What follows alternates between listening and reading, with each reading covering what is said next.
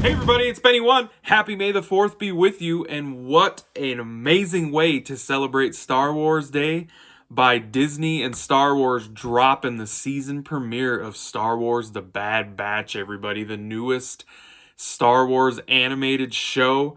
Hell yes, everybody. And you know what? It was a 70-minute premiere episode, and it was amazing, everybody. This is once again done by Dave Filoni. He did the Clone Wars show that had 7 seasons, and The Bad Batch was introduced in season 7 of the Clone Wars, the last season. And this show is a direct sequel to the Clone Wars because this show picks up where the Bad Batch left the Clone Wars, literally, like where they left the Clone Wars and everything. So the Bad Batch are a group of defective clones they're all different. They're not exactly the same, so they consider them defective because they ended up turning out different than the regular clones. So they consider them defective, but they still have their own squadron. Their number is 99, and they're the Bad Batch, and they are very, very good at what they do. And the one thing I love about this show right off the bat, I'm not going to talk about spoilers right off the bat, but I will dive into them just so you guys know. I love that this is filling in that gap in between the Clone Wars and Rebels. But it's also flushing out because of a lot of the characters that were in this, that popped up in this, that were in this episode, and probably are going to be in the season. It also is flushing out that whole era of when episode 3 ends to like when Rogue One and A New Hope is going on.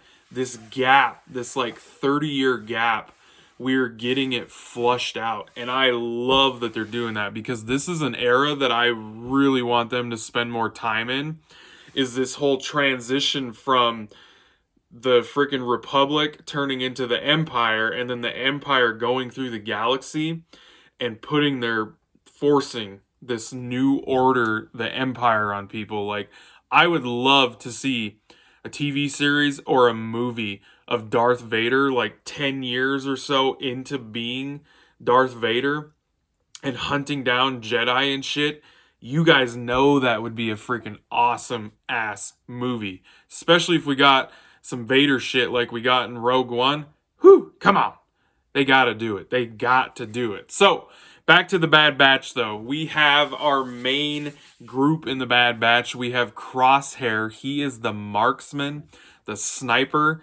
He's very good with his freaking sniper rifle. And then we have Tech, and just like his name says, he's the smart, techie guy, that a part of the group that's always, opening doors or reprogramming a droid or whatever. And then we have Hunter. He's the leader of the Bad Batch, and he totally shows that leader side of his character and everything in the episode. And then we have Wrecker, and he's pretty much like his name is, he's the big brute muscle of the group, uses the bigger weapons and all that stuff. And then we have Echo. He actually was in the Clone Wars, and he was presumed dead through quite a bit of the show. And then in season 7, they found Echo.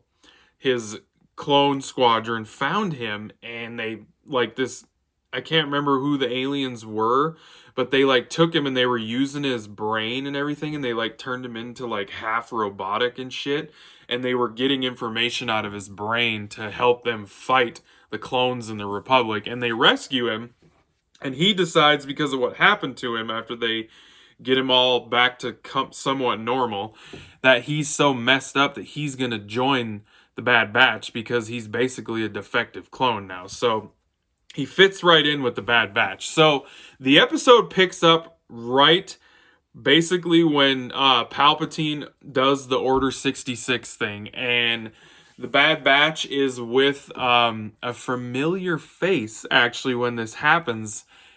Caleb Doom, who actually is Kanan from the Rebels. We get to see Kanan when he was a freaking Padawan, and his Jedi Master gets killed. And that's where this episode starts, is the Order 66 thing. So we get to see another side and perspective of the Order 66. And that's one thing that I feel like the Clone Wars and these animated other shows, I think they have made the prequel series better, especially the last season of the Clone Wars. Like the last season of the Clone Wars, I feel like made episode 3 even better than it was already. Like just the Order 66 thing, getting to see it from so different many like different other people's perspectives and characters and how it went down and what was going on besides with like Obi-Wan and Anakin and Yoda and shit. It's really cool that they're flushing that out. And it's just interesting. So we get an early look at Kanan when his name was Caleb still, and it's crazy because the Bad Batch doesn't have that programmed in them for when the Order 66 thing goes off. None of them besides Crosshair, he's the only one that struggles with it, that actually wants to kill Caleb slash Kanan. Like he wants to kill him, but the other ones don't because it doesn't trigger the thing in their brain that they have to do it. So that's something that's very interesting about this episode is we get to see them go back. Whoa, this is really cool. They go back to Camino because that's where they live. That's where they're actually staying when they're not fighting. So we get Camino. We get a lot more Camino in this. So they go back to Camino, and you can tell right away things are very odd. They're off because of the Order 66 thing. The clone troopers are acting weird.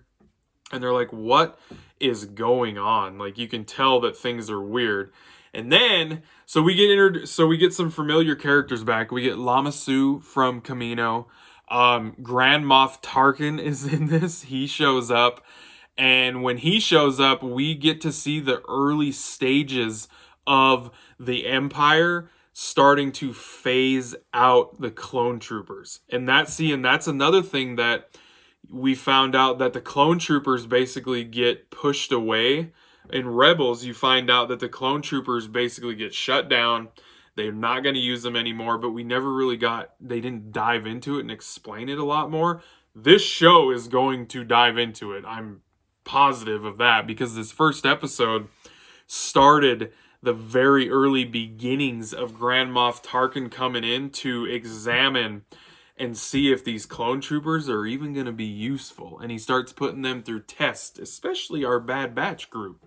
So yeah, we get to see the early indications of the clone troopers getting shoved to the side and replaced with the stormtroopers. Awesome shit. That's what I love about this show is it's filling in gaps of time that we've only gotten little bits and pieces of. And that's what I love about these animated shows. And these Star Wars animated series are phenomenal. The Clone Wars one is my favorite one so far. Rebels was really good to solid. And this one is off to a great start so far. We get Saul Guerrero. We get a middle version of his character from where he was introduced in the Clone Wars. And then where we got to see him in Rogue One. Awesome to see him. We also get introduced to a new character. Her name is Omega. And she's a younger clone who is actually, she's defective too. And she's very attached to the Bad Batch because she is also defective. And the thing about her character is she is a girl. She is the only female clone that has ever been made. The only female clone. And she ends up, by the end of this episode, becoming a part of the Bad Batch, basically, because by the end of the episode, Crosshair is actually sided with the Empire because he was not liking what the Bad Batch was doing, and he was not liking the decisions that Hunter was making because they got sent out on a mission to go kill some insurgents or whatever that Grand Moff Tarkin sends them to do, and it's Saul Guerrero and some Republic commando people, and Hunter's like, these aren't freaking goddamn droids, like what the hell? So they immediately notice that the Empire is not what it seems, and there's something going on. This whole Order 66 thing with the Jedi doesn't make any sense. So they basically have to escape Camino, and they're on their own. And yeah, the show was really good. For a premiere episode, it was long, and it was awesome. I'm excited to see where this goes. I love that we're going to get a series with these guys, and who knows, maybe it'll go on for a few years and it'll flow right into Rebels. Who knows? So, honestly, guys, if you haven't checked out any of these Star Wars animated series yet, you should check them out. They're all really good. They fill in the gaps between episode 2 and Rogue One very, very well. They flush it out so much. So, awesome premiere episode for the Bad Batch, everybody. So, and like I said, I'll give the series a score once it gets to the last episode. So I hope you guys enjoyed this first review episode of the Bad Batch, everybody. I hope everybody has a great May the 4th be with you. Watch some Star Wars, everybody. Watch this. Watch the Clone Wars. Watch some movies, whatever it is. Celebrate Star Wars Day. And I'll be catching you on Tube later because I have spoken.